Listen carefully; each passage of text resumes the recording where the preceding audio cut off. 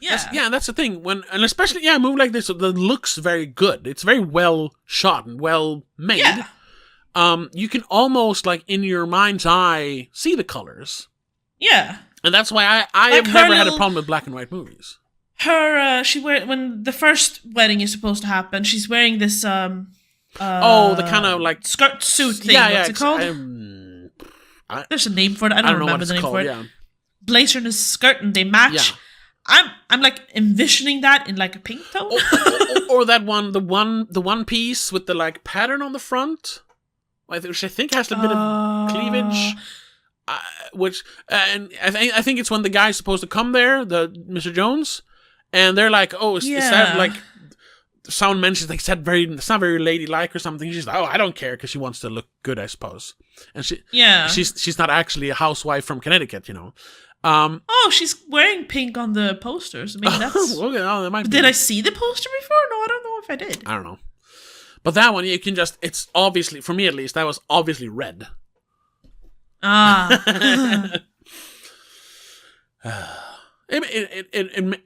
It forces you to use your imagination, which I think is good.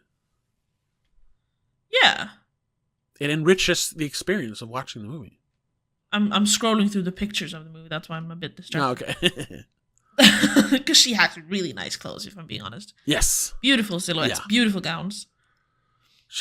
That's kind of funny you mentioned that because, I think the movie she worked on before this, or at least close to this, she worked on Double Indemnity, the noir movie I mentioned. And obviously in those kind of detective stories, everyone has to, especially the femme fatale characters, they have to have very, striking dresses and big hats and all that, you know.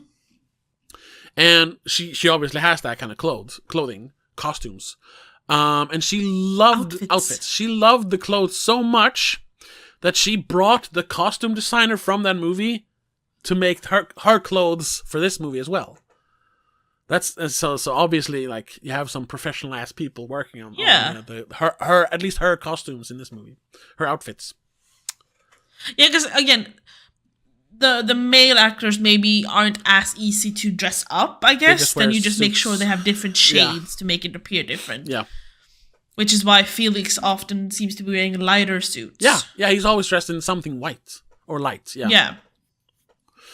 And Sloane is always in pitch black clothing. Yeah, exactly. Jones is usually more like casual. I mean, he has the navy suit, but he removes that and just walks around in a shirt most of the time. Yeah. And then you have what was it? Yardley, who has more like old time, longer suits, almost with the penguin thing. Yeah, and he has the detail of like his tie and the little pocket square. Yeah. It's almost like they have like themes for each character. Yeah. It's almost like they thought about it and not just put them in. Something they don't really do these days. No. I mean, sure. In some movies, but not if you made like a romantic comedy, it's just like, put them in nice clothing. Yeah. Sometimes they do like, but this character's only gonna wear these shades. Yeah, sure. Like they'll be the blue character, and that's the green character. But that gets boring. Yeah. They give the character a uniform, and it's a little bit more interesting. Yeah. Because then you can go more specific with that person. Yeah, where their clothes kind of inform the character. Yeah, but without being too different. Yeah, sure. Like here, all the men have suits, but a different kind of suit. Yeah.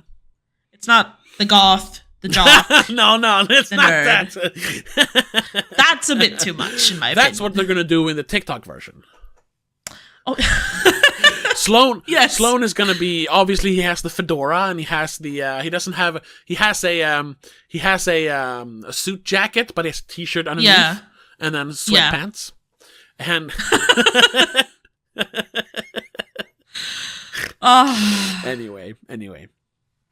And Elizabeth, Barbara Stanwyck's character, since she's like a TikToker, I guess a Twitch streamer or something, she would wear she wears sweatpants as well, but they're low cut, and she has like a I don't know if they call it that anymore, crop top? Yeah, a cropped shirt. Or baby tee or something, yeah. I honestly, I imagined her more like, oh no, what's her name? Pansino is her last name. Rosanna Pansino, yeah. Rosanna Pansino, nerdy kind of like that. nummies. Yeah. Still looking a little bit, housewifey. Because we're talking so much about Reddit mods and simps, I was just thinking of Pokimane. Oh. Oh, yeah. I mean, Pokimane, or speaking of someone who can cook, Cutie Cinderella bakes a lot on her stream. Yeah, but she's more casual. Yeah. Can't believe I know all these names. Fuck. There's a lady on YouTube. I guess she's on TikTok, but I see TikTok. Shorts. Girl cooking shorts. No, it's gonna be weird. Let's see what happens. That's gonna be weird. Explain, please. Where is she? Ah, there she is. Her channel is just called Olivia, so I guess she's Olivia. Okay. And she has a very distinct style. Not her clothing, but the way she does she cook? The way she cooks, yeah. It's very like, I'm cool when I cook. And she does a lot of fuck you to the screen for some reason. I don't know. I can show you here. I can link it to you. Yeah, please, because I'll put one of her videos somewhere here so you can watch it. And they're always super short, and there's always like a cool song in the background. That? She's even like she's collabed with Joshua Weissman and other like famous YouTubers. And like, and it's all the quick cuts and shit. Oh yeah, and I can't stand this kind of. No, and I'm not. It's kind of fun, but she also has this like. Obviously, I don't know. It's attitude. Attitude. Like it's like she like doesn't seem to like her audience. Or that's a thing. Yeah, though, but why? Like, why is she flipping me off when she's making French toast? Fuck you! What did I do? I don't know. It's a very standoffish attitude, which yeah, but it's because some people like. Yeah, that. I know. And it's a show. This is no nonsense cooking, motherfucker. I'm making you a steak, okay? Shut up, basically. Which she's competing with all the chefs, the male chefs that do the same thing, but it works in their benefit. I guess, but I've never seen any. At least not the YouTube cooks I watch. They're not very like, fuck you, I'm making food. Like I said, I like anti-chef. He's very soft-spoken. Yeah, this is TikTok. I guess that's why I don't like it. It's fucking TikTok. Yeah. Anyway. That's something like that could be since she's cooking. That could be what she looks like. It could be her. It could be her, and it just turns out she can't cook. She's a fucking fake. That's what all the quick cuts are. It's just faking it. That 1 minute video took her 2 days to shoot. Because she had someone else do everything in between. Yeah. Oh. Anyway. No, yeah. Those are our thoughts on Christmas in Connecticut. It's our ideas for a modern brain rot remake. Yeah. And a little bit of talk about black and white modern movies. I think we're going to wrap it up there. I think so too. Because we're about to hit an hour. But just, to wrap it up then. We both liked the movie. Yeah. It was adequately Christmas. Sure, yes, but it won't make my rotation. Okay. It's not Christmassy enough. So far, I am 0 for 3 when it comes to you. Okay. Yes.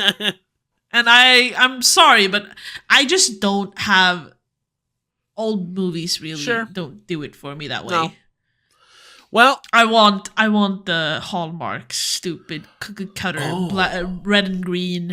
I actually tried to watch a Hallmark. It wasn't the official Hallmark, but it was a Hallmark movie. Yeah, called "It Takes a Christmas Village," and it's obviously kind of low budget, but it wasn't bad. It was just like I was watching nothing for 90 minutes. and when the 40-minute mark came around, I was like, "What? 40 minutes? Nothing has happened yet."